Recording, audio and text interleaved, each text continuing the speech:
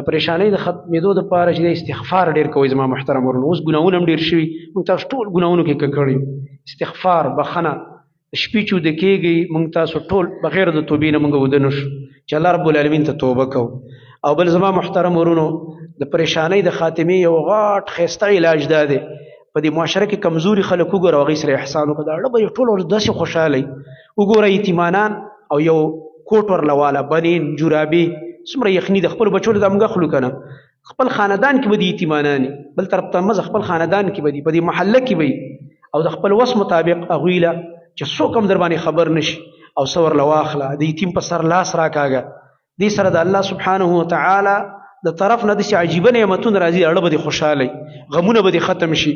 که د یو مظلوم د یو کمزوري انسان او د یو محتاجه او د یو کونډې رنډې او د یو یتیم دعا دې واخسته، یاد ساته ګوره دا دعا ډارېک به راځي د قبولیت دپاره.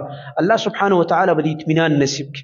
بل لا حول ولا قوة الا بالله ډېر ویل او هغه دعا الکرب د غم دعا ویل، لا اله الا الله العظیم الحلیم، لا اله الا الله رب العرش العظیم، لا اله الا الله رب السماوات ورب الارض ورب العرش الكریم. دا دعا ملګرو له ډېر ویل پکار، دا د غم دعا د غمونه دې سره ختمېږي.